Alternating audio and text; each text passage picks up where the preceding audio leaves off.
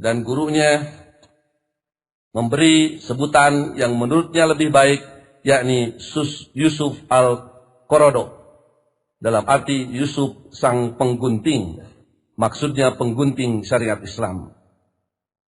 Sedangkan pihak Haroki, mereka juga membela diri dan sekaligus menyerang balik Salafi Yamani. Di antaranya seperti yang disebutkan oleh Mubarak BM Bamualim LC dalam bukunya Biografi Syekh Al-Albani, Mujaddid dan Ahli Hadis Abad ini, halaman 187, bagian catatan kaki. Bamualim menulis, sebagaimana yang terjadi di negeri ini, munculnya beberapa gelintir manusia dengan berpakaian salafiyah, memberikan kesan seolah-olah mereka mengajak kepada pemahaman salaf. Namun hakikatnya mereka adalah pengekor hawa nafsu dan perusak dakwah salafiyah. Akibatnya mereka hancur berkeping-keping dan saling memakan daging temannya sendiri. Wal'iyadubillah. Seorang tokoh Jum'iyah Ihya'ut Turas Al-Islami yang ditugaskan di Indonesia, yang mengajar di pesantren Al-Irsyad Tenggaran Salatiga, Jawa Tengah, bernama Syarif bin Muhammad Fuad Haza, karena kegerahannya terhadap cara-cara Ja'far Umar, maka atas inisiatifnya ia menyebarkan selebaran berjudul Penjelasan dan Ajakan yang diterjemahkan oleh Yusuf Usman Baisa, pimpinan pesantren Al-Irsyad Salatiga. Inti selebaran itu adalah mengajak Ja'far Umar untuk melakukan mubahalah agar Allah melaknati salah satu dari keduanya yang terbukti sebagai pendusta. Mubahalah itu pun akhirnya terjadi antara dua orang tokoh dakwah Islam, yaitu Ja'far Umar dari Salafi Yamani dan Syarif Muhammad Haza dari Ihya Turas Kuwait atau dari Salafi Haroki. Keutamaan para sahabat Nabi SAW. Kiranya kita semua sepakat dan tidak meragukan lagi tentang keutamaan para sahabat Nabi SAW, baik muhajirin maupun ansor. Mereka adalah komunitas yang mendapat pujian dan jaminan dari Allah Subhanahu wa Ta'ala, tempat kembalinya di surga. Kita berkewajiban untuk memuliakan mereka dan menjadikan mereka sebagai panutan atau uswah hasanah dalam kehidupan. Allah Subhanahu wa Ta'ala berfirman, A'udzubillahi minasyaitonir rajim.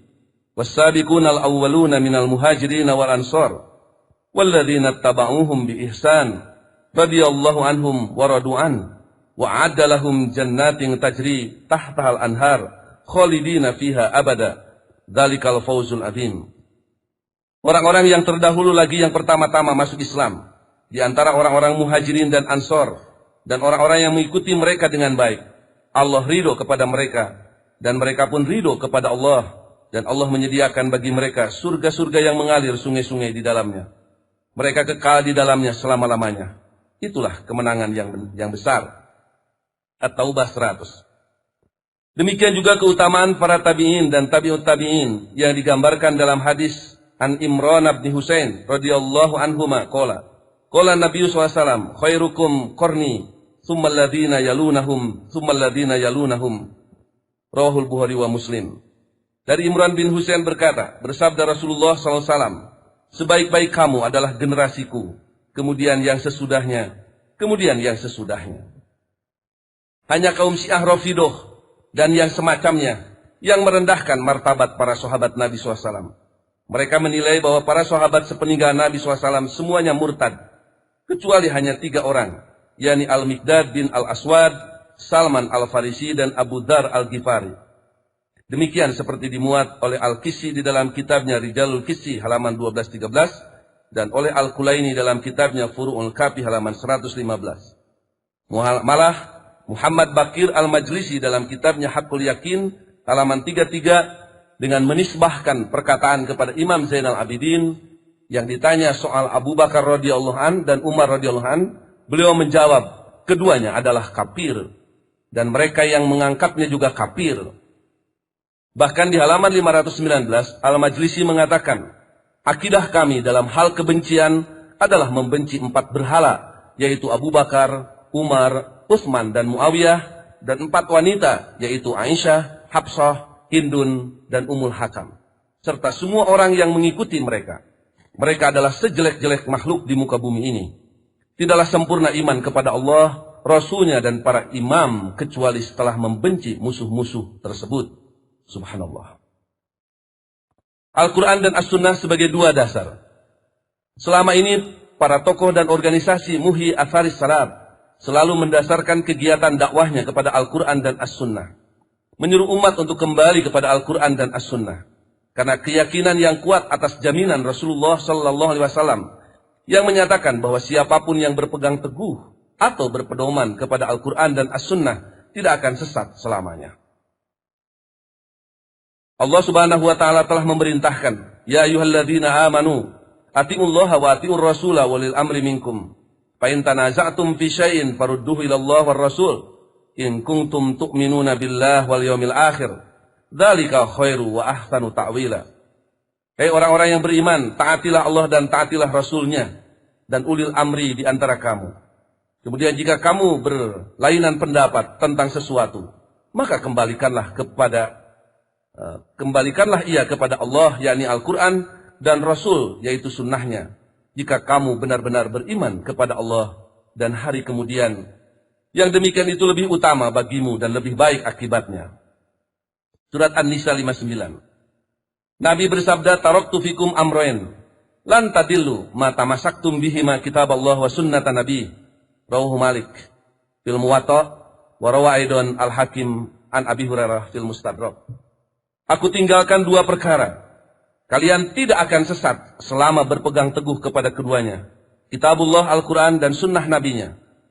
Riwayat Imam Malik dalam Al-Muwatta, juga riwayat Al-Hakim dalam Al-Mustadrak. Ketika umat Islam terpecah belah ke dalam banyak firqah atau millah, Nabi SAW menyatakan masih ada satu firqah yang selamat, yang sering disebut dengan istilah firqatun najiyah. Selebihnya masuk neraka. Nabi SAW tidak menyebut nama atau kelompok. Beliau menjelaskan bahwa yang akan selamat itu adalah al-jamaah, yakni mereka yang berpegang teguh kepada apa yang dipegang teguh oleh Nabi SAW dan para sahabatnya, yakni Al-Quran dan As-Sunnah. Berdasar hadis An Auf bin Malik, qala Rasulullah sallallahu alaihi wasallam, ibtaraqatil yahudu ala ihda wa sab'ina firqatan wa wahidatun fil jannah wa sab'una fin nar. Wa ibtaraqatin nasara ala fintaini wa sab'ina firqatan fa ihda wa sab'una fin nar wa wahidatun fil jannah. Walladzi nafsu Muhammad biyadihi la tabtariqanna ummati ala salasi wa sab'ina firqatan wa wahidatun fil jannah wa thintani wa sab'una finnar. Qila ya Rasulullah manhum? Qala al-jamaah. Rawahu Ibnu Majah. Dari Auf bin Malik radhiyallahu anhu berkata, bersabda Rasulullah sallallahu alaihi wasallam, Yahudi terpecah menjadi 71 firqah. Satu firqah di surga dan 70 firqah di neraka. Kristen pecah menjadi 72 firqah. Satu firqah di surga dan 71 firqah di neraka. Dan demi diri Muhammad yang ada pada kekuasaannya, umatku akan pecah menjadi 73 firqah. Satu firqah di surga dan 72 firqah di neraka. Lalu ditanyakan, ya Rasulullah, siapakah mereka itu? Beliau menjawab, al-jamaah. Yang kedua, an Abdullah bin Amr. Qala Rasulullah sallallahu alaihi wasallam, la ya'tiyanna ala ummati ma ata ala bani Israil hadwan na'li bin na'li. Hatta in kana minhum man ata ummahu ala niyyah, lakana fi ummati man yasna'u dzalik. Wa inna bani Israila tafarraqat ala sintaini wa sab'ina millah, wa tabtariku ummati ala salasi wa sab'ina millatan, kulluhum binnar illa millatan wahidatan. Qalu wa man hiya ya Rasulullah? Qala ma ana alaihi wa ashabi. Rawahu Tirmizi. Dari Abdullah bin Amr berkata, bersabda Rasulullah sallallahu alaihi wasallam, benar-benar akan datang atau menimpa kepada umatku seperti apa yang pernah datang atau menimpa kepada Bani Israel, setapak demi setapak. Sampai jika ada pada mereka, Bani Israel atau Ahlul Kitab, anak yang memperkosa ibunya dengan terang-terangan, maka pada umatku akan ada yang melakukan perbuatan keji seperti itu. Sesungguhnya Bani Israel terpecah menjadi 72 milah, dan umatku akan pecah menjadi 73 milah. Semuanya akan masuk neraka kecuali satu milah. Mereka bertanya, siapakah dia ya Rasulullah? Beliau menjawab, ma ana alaihi wa ashabi. Mereka yang berpegang teguh pada apa yang aku dan sahabatku pegang teguh, yakni Al-Quran dan As-Sunnah. Rawahu Tirmidzi. Kemudian yang ketiga, an Jabir bin Abdullah qala kana Rasulullah sallallahu alaihi wasallam idza khotaba ihmarat ainahu wa ala sautuhu wastadda ghadabuhu hatta ka'annahu mundiru jaishin yaqulu subbahakum wa massaakum wa yaqulu bu'istu ana was-sa'atu kahatain wa yakrunu baina isba'aihi as-sababati wal wusta wa yaqulu amma ba'd fa inna khairal hadits kitabullah wa khairul huda huda Muhammad wa syarrul umur muhdatsatuha wa kullu bid'atin dolalah. Rawahu Muslim. Dari Jabir bin Abdullah berkata, Rasulullah SAW jika berkhutbah, kedua matanya memerah, suaranya keras, seperti sangat marah, seperti seorang komandan pasukan. Beliau bersabda, perhatikanlah waktu pagi dan sore kalian. Masa kerasulanku dengan kiamah seperti ini. Beliau berisyarat dengan telunjuk dan jari tengahnya. Beliau bersabda, amma ba'du, sesungguhnya sebaik-baik perkataan adalah kitabullah, dan sebaik-baik petunjuk adalah petunjuk Muhammad sallallahu alaihi wasallam, dan sejelek-jelek urusan adalah yang diada-adakan, dan setiap bid'ah itu sesat. Manhaj salafus saleh sebagai dasar ketiga. Bagi salafi Yamani, siapapun yang hanya berdiri di atas Al-Quran dan As-Sunnah, tapi tidak berdiri di atas manhaj salafus saleh, mereka adalah sesat. Berikut saya kutip pernyataan Syekh Al-Albani ketika memberi fatwa tentang kesesatan Hizbut Tahrir yang dimuat oleh Salafi Or-Aidi 1 Juni 2003 sebagai berikut. Ketika ada yang bertanya, saya banyak membaca tentang Hizbut Tahrir dan saya kagum terhadap banyak pemikiran-pemikiran mereka. Saya ingin Anda menjelaskan atau memberikan faidah pada kami dengan penjelasan yang ringkas tentang Hizbut Tahrir ini. Syekh Al-Albani menjawab antara lain, golongan atau kelompok atau perkumpulan atau jamaah apa saja dari perkumpulan Islamiyah, selama mereka tidak berdiri di atas kitabullah, Al-Quran, dan sunnah Rasulullah sallallahu alaihi wasallam, serta di atas manhaj atau jalan atau cara salafus salih, maka dia, golongan itu, berada dalam kesesatan yang nyata. Tidak diragukan lagi bahwasanya golongan atau hizib apa saja yang tidak berdiri di atas tiga dasar ini, Al-Quran, sunnah Rasulullah SAW, dan manhaj salafus salih, maka akan berakibat atau membawa kerugian pada akhirnya, walaupun mereka itu dalam dakwahnya ikhlas. Syekh Muhammad Nasiruddin Al-Albani juga menjelaskan tentang belum cukupnya jika hanya berdasar Al-Quran dan As-Sunnah, seperti dimuat oleh situs As-Sunnah Or-Aidi 13 Juni tahun 2000 sebagai berikut. Syekh Al-Albani menjelaskan sebabnya kembali kepada dua hal, yaitu pertama, hubungan dengan dalil syar'i, dan kedua, fenomena jamaah Islamiyah yang ada. Berkenaan dengan sebab pertama, kita dapati dalam nas-nas yang berupa perintah untuk menaati hal lain di samping Alkitab dan As-Sunnah, sebagaimana dalam firman Allah, dan taatilah Allah, taatilah Rasul dan ulil amri di antara kalian. Surat An-Nisa 59. Jika ada waliul amri yang dibaiat kaum muslimin, maka menjadi wajib ditaati seperti keharusan taat kepada Alkitab dan As-Sunnah. Walau kadang muncul kesalahan dari dirinya dan bawahannya, taat kepadanya tetap wajib untuk menepis akibat buruk dari perbedaan pendapat dengan menjunjung tinggi syarat yang sudah dikenal, yaitu tidak ada ketaatan kepada makhluk di dalam bermaksiat kepada Al-Khaliq. Lihat As-Sahihah nomor 179. Dan barang siapa yang menentang Rasul sesudah jelas kebenaran baginya dan mengikuti jalan yang bukan jalan orang-orang mukmin, kami biarkan mereka berkuasa terhadap kesesatan yang telah dikuasainya itu. Dan kami masukkan dia ke dalam jahanam, dan jahanam itu seburuk-buruk tempat kembali. Surat An-Nisa 115. Allah Ta'ala, Allah Maha Tinggi dan jauh dari main-main. Tidak disangka lagi penyebutan sabilil mu'minin atau jalan kaum mukminin pasti mengandung hikmah dan manfaat yang besar. Ayat itu membuktikan adanya kewajiban penting, yaitu agar ittiba kita terhadap Alkitab dan As-Sunnah harus sesuai dengan pemahaman generasi Islam yang pertama, yaitu generasi sahabat. Inilah yang diserukan dan ditekankan oleh dakwah salafiyah di dalam inti dakwah dan manhaj tarbiyahnya. Sesungguhnya dakwah salafiyah benar-benar akan menyatukan umat sedangkan dakwah lainnya hanya akan mencabik-cabiknya. Allah berfirman, dan hendaklah kamu bersama-sama orang-orang yang benar. At-Taubah ayat 119. Siapa saja yang memisahkan antara Alkitab dan As-Sunnah dengan As-Salafus Salih, bukanlah seorang yang benar selamanya.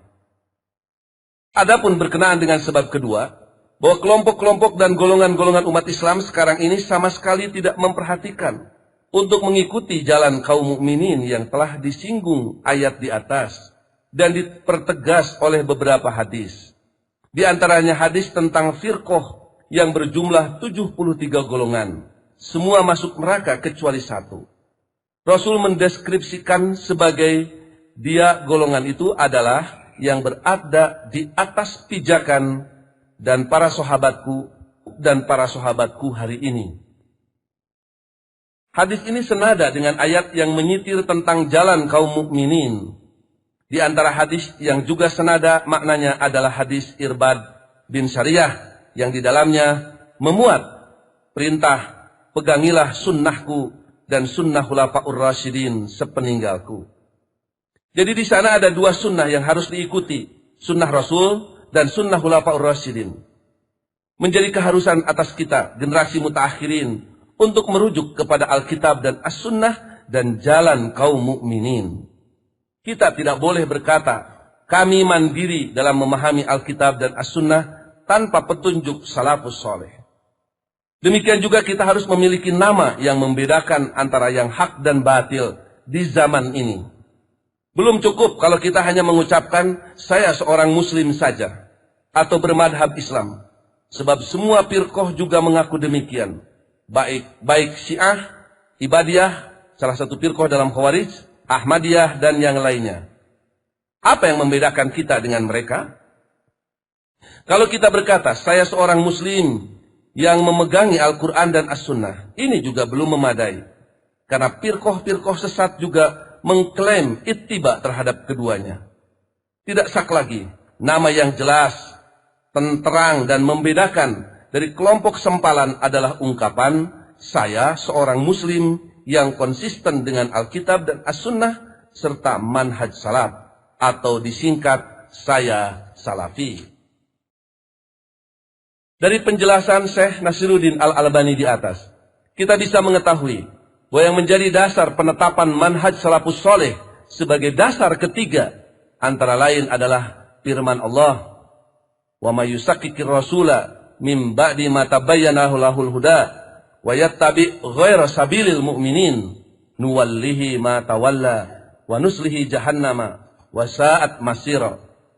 Dan barang siapa yang menentang Rasul sesudah jelas kebenaran baginya dan mengikuti jalan yang bukan jalan orang-orang mukmin, kami biarkan ia leluasa terhadap kesesatan yang telah dikuasainya itu, dan kami masukkan ia ke dalam jahanam, dan jahanam itu seburuk-buruk tempat kembali. Kata sabilil mu'minin dalam beberapa tafsir diberi penjelasan.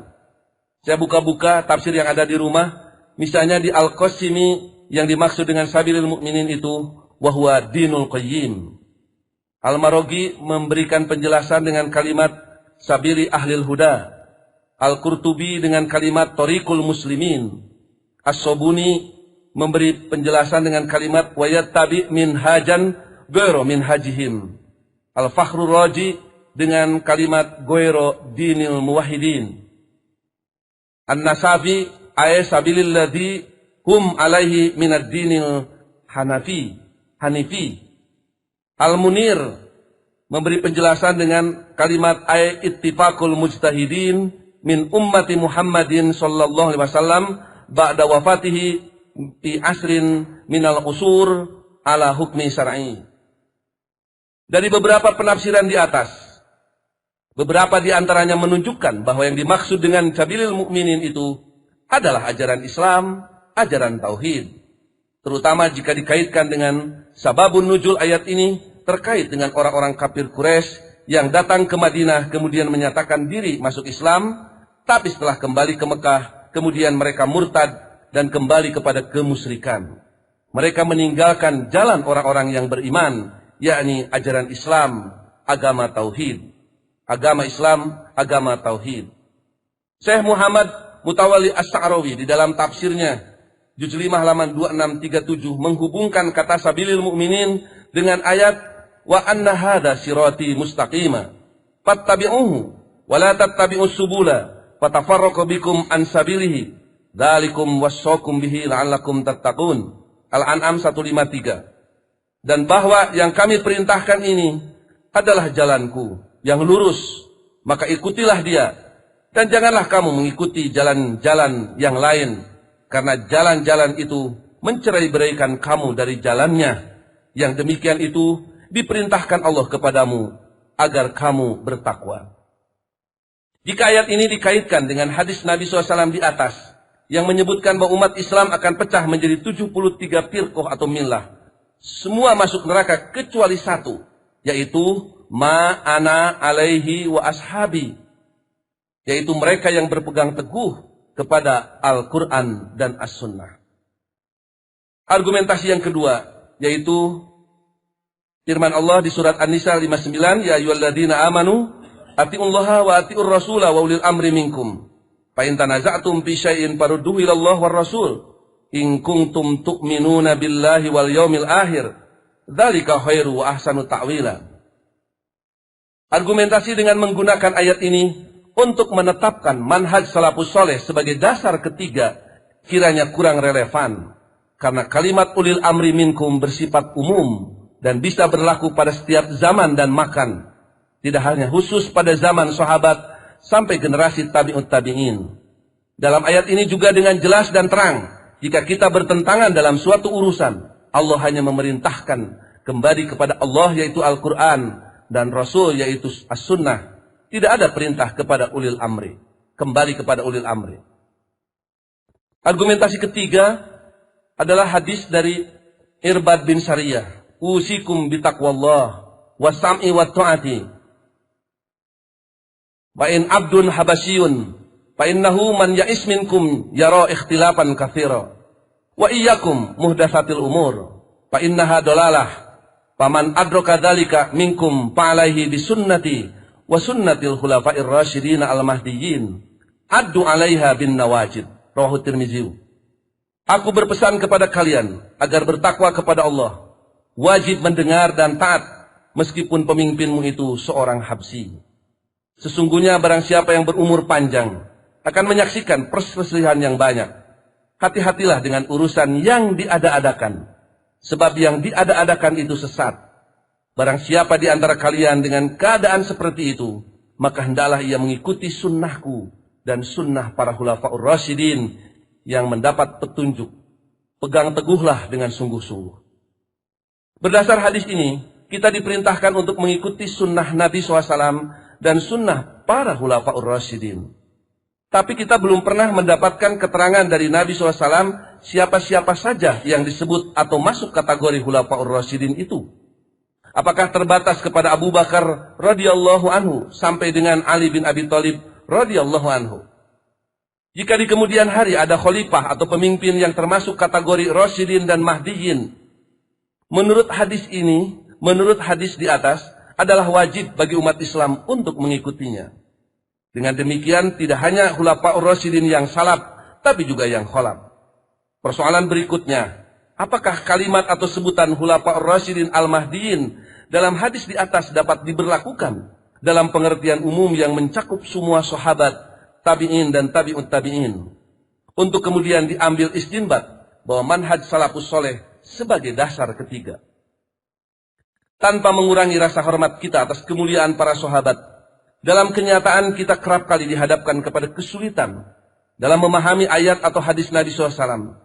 Ketika di antara sahabat Nabi SAW sendiri terjadi perbedaan pendapat atau sikap, lantas sahabat manakah yang harus diikuti? Kita ambil contoh satu misalnya, tentang makna aulamastumun nisa dalam Quran surat An-Nisa ayat 43 dan Al-Ma'idah ayat 6. Ibnu Mas'ud berpendapat, mencium itu termasuk lamasu. Hendaklah berwudu. Lamasu itu bukan bersetubuh. Begitu dalam Nailul Autor juz 1 halaman 231. Sementara Ali bin Abi Thalib dan Ibnu Abbas menafsirkan mulamasah itu dengan arti jima atau bersetubuh. Kalau kita lihat Subul Salam juz 1 halaman 66. Pendapat sahabat mana yang harus kita ambil? 2. Dalam hadis riwayat Al-Bukhari dijelaskan, bahwa adzan Jumat itu dilakukan apabila imam sudah duduk di mimbar. Pada zaman Nabi SAW, Abu Bakar dan Umar.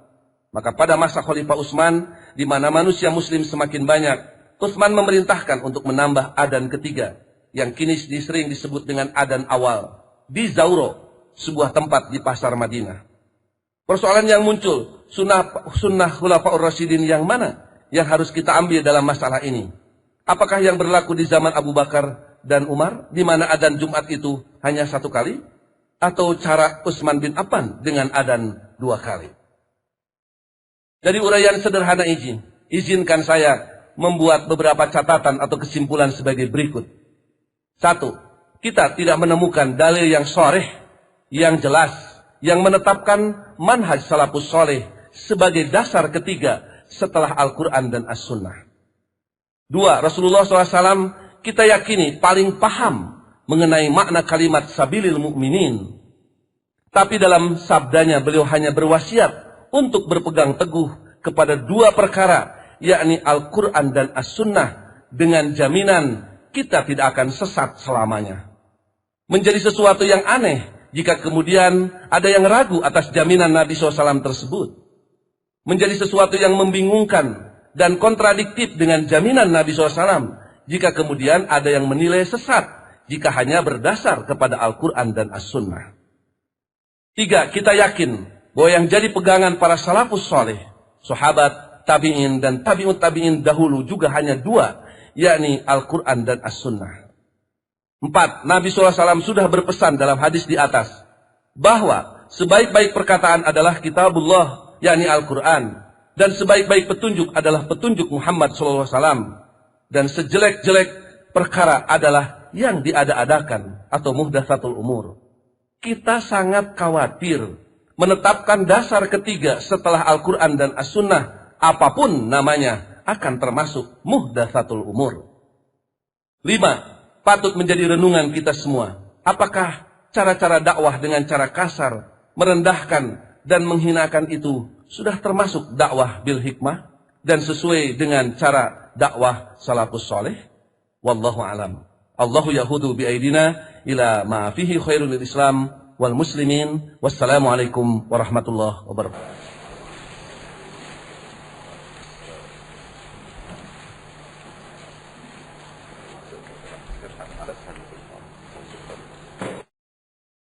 Demikianlah hadirin yang berbahagia, dari awal sampai akhir dalam acara pembukaan ini.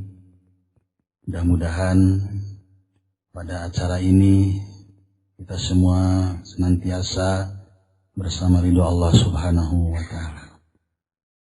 Dan untuk melanjutkan acara berikutnya yang insya Allah nanti akan dipandu oleh Al-Ustaz Ahmad Najib. Namun sebelum itu kami persilakan untuk rehat kurang lebih 5 menit sampai 10 menit. Terima kasih atas segala perhatian. Teriring doa jazakumullahu khairan katsira. Mohon maaf atas segala kekurangan. Aqulu qouli hadza astaghfirullah li wa lakum. Wassalamualaikum warahmatullahi wabarakatuh.